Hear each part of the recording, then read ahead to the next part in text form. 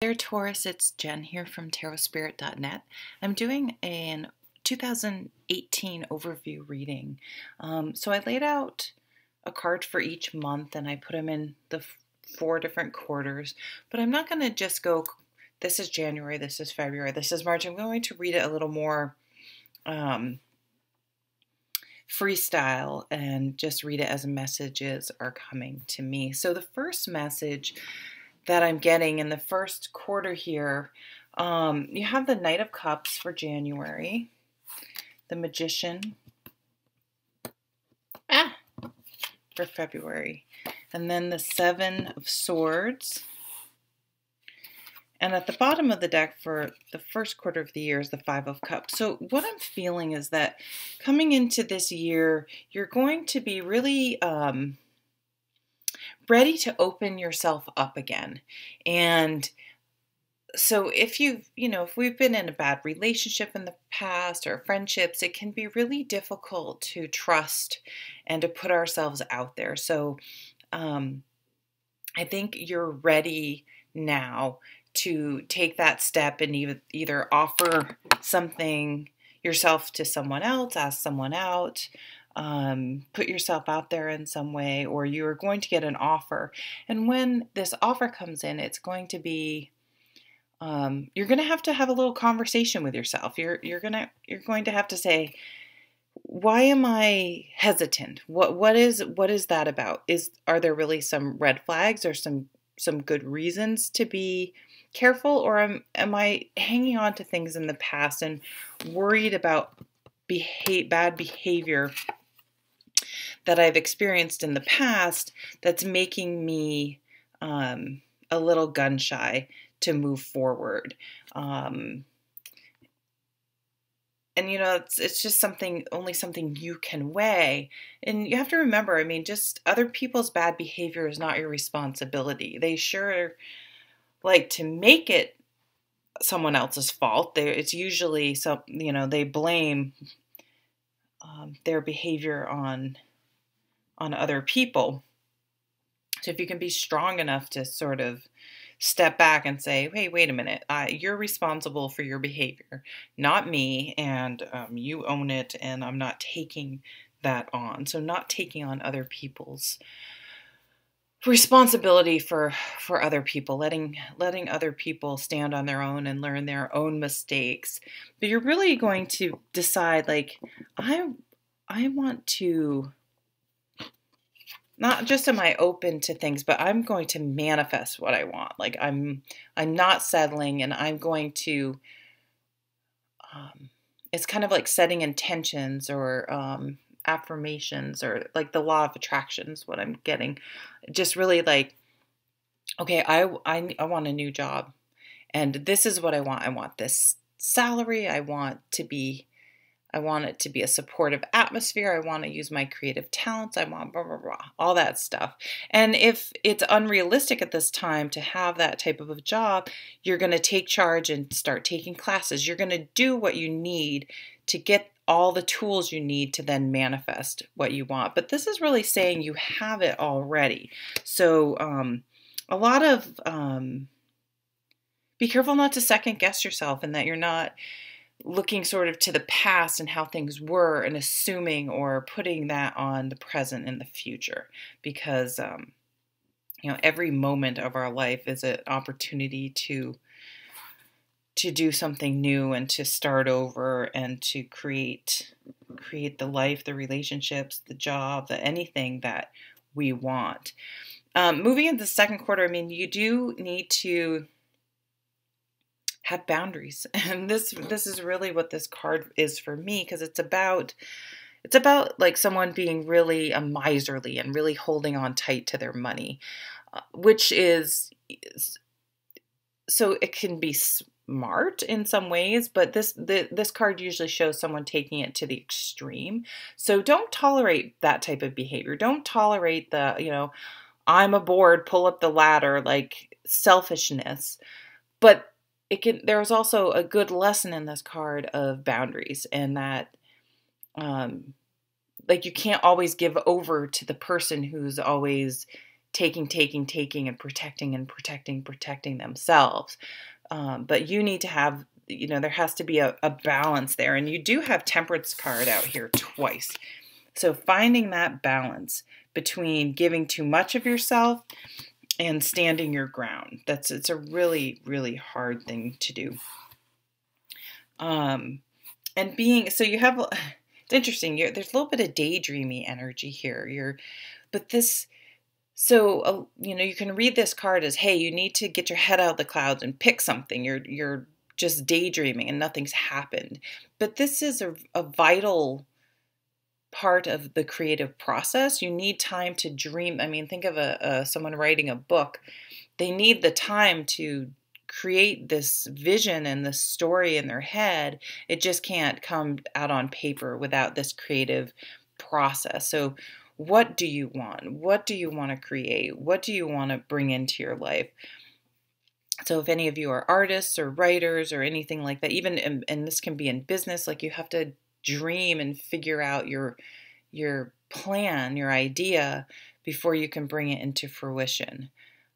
So it's kind of a nice, you have a chance here in the second quarter of the year to kind of dream big but figure out, you guys are a practical sign, how to bring that into reality.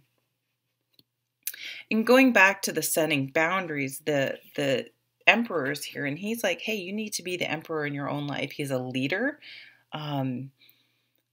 People look to him for advice. So I don't know if you're interested in a leadership role, definitely apply. Or, where people are always, we always can lead by example, whether we're in an actual like leadership role at work. But if you're a parent, you're already a leader. But if just among your peers even, and you can always lead by example. That's the best way to lead. But this tells you to be the leader in your own life, meaning making your own decisions. So if you get those people around you that, or even society, like, oh, I have to do this. This is the way it's done. This is the way you have to do it. And, or you feel pressured, or you've been conditioned, and so you go through these motions. You go to school and get in debt. And I'm not telling you not to go to school. Everyone should go to school, but you know what? It isn't always for everyone. There are ways to get certifications and apprenticeships. So, this is challenging you to really look and examine at what, and then maybe that's what that Seven of Cups is. Like, what have you just been kind of going along with because that's the way it's supposed to be? And what do you really want? Asking yourself some of those big questions, and then making the decision. You have to live with whatever decision you make, whether you're following what you think you should do or you're following what you really want to do. You're the one that lives with the consequences regardless. So make sure it's a decision you can live with.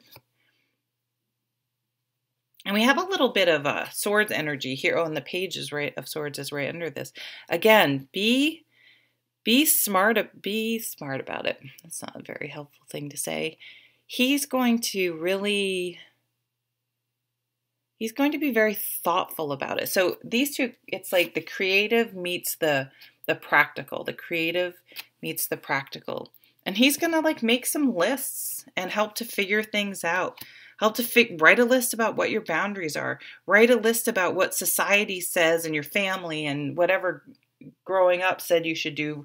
And then make a list about what you really want to do. Like if you had all the time and money and whatever energy in the world, what do you want to do? And then see if you can make those things, figure out where you're sort of off your path and how to get back on. And that's all going to help bring you into balance. I mean, the Temperance card here starting out the third quarter, but the Temperance card is also down here. Finding balance. Just one caution with the Temperance card is that it's impossible to be balanced all the time. And I think people think you see these spiritual people that just, it appears, and most I mean, most of these spiritual leaders are very like, hey, I'm not perfect. I'm not like this all the time. So I'm not saying they're trying to present a false, um, to be false, but I just feel like it's balance is we're always trying to achieve balance. It's not something you achieve and then you're just, oh, I'm perfectly balanced for the rest of my life. And to sort of acknowledge that and know you're not making excuses for not being unbalanced and not trying, like, but it's like managing expectations and that we are human and this is an imperfect existence, and not to get stressed out about that you're almost in a constant state of trying to maintain balance instead of just, oh, I'm super zen and nothing's bothering me, because I just don't feel like that's realistic. And then, it can just make you feel bad about things, and that's not helpful at all. The Lovers is at the bottom of the deck here, and for me, this card can be, we have the Hermit and the Lovers. It's like, do you want to be with someone? Do you want to do the inner work? How do you know when you've done the inner work to be with someone? That balance, trying to figure out that balance, how to be your individual person, staying true to yourself. You just went through that energy of the Emperor, figuring out what you're all about, what's important to you, and then how do you incorporate those with a partner or a new partner or an existing partner or friendship. This also is a card about commitments. And one of the best way to bring balance and confidence into your life is to be able to trust in yourself. If you say you're going to get up in the morning and work out, you get up in the morning and work out. If you say you're going to cut out sugar, you cut out sugar. Now, does that mean you're perfectly cut out sugar? No, of course, no. There's going to, give yourself a cheat day, or, it's like, be realistic, but you should be honoring those commitments way more often than you aren't. And that's the same with a partnership. And that's a good way to look at your relationship. If your I'm sorry, I'm fidgeting. If your relationship is a good one, is your significant other honoring your commitments more than not? I mean, they can't always do everything together in what you want to do, but is it a good balance? Is it working out? Are you honoring your commitments with your significant other, your business partner, your friends, your family? It's a good question to ask. And you may need to go back to this, like write a list, like where do I really spend my time? Really, chart out, what do you do during the week? And where is your quality time? Is what you say you do really what you're doing? And it's interesting because this is going to bring about a change in thinking. And then we have this Tower. So, I mean, this could be when you're really asking these questions, you can be like, my significant other doesn't honor our commitments whatsoever, or I don't, and I need to leave this relationship because that is not fair for me to stay in a relationship when I'm not really committed to it. So really challenging your own thinking about things like these issues that are coming up in this reading. And where do you want to expend your energy then? Where are you putting your energy when you're really quantifying it and looking at it? Where am I spending? Am I spending my whole time watching Game of Thrones for the third time? I'm doing that. I'm literally doing that. It's not, good or bad, but am I working out? Am I doing all the other things I say I'm going to do? Where is that balance? Where are you spending your energy? And, the Tower, everyone, the scary card, but I've come to love the Tower because it means things weren't sustainable. Some area, this doesn't have to be your whole life blowing up. Some area, or even someone around you, it means they just were not, maybe they're really in denial about something, or they just are not, maybe they're all talk and not action. And when you really start examining and challenging these things, it sort of blows up because when you're like, hey, wait a minute, you always Oh, that's a terrible way to say something. It should be an I statement. Look up I statements. They're so hard. You know, I would really like to spend more time together. And if they're just like, no, I got to go to the gym. I got to do all these things. And it's like, wait a minute. This just, the facade is gone. The denial is gone. The living in the ideal instead of really seeing the reality of a situation. But you're ending with balance. You're ending with temperance. You're ending with really being smart about where you're expending your energy and honoring your commitments, boundaries, all these types of issues. And you have this really, the Wheel of Fortune, nice. This beautiful Queen of Pentacles, and she's got her shit together. She manages stuff. She's got her household running well, and this is not gender specific. So this just means like you're managing your money well, you're honoring your commitments. I'm not going to overspend.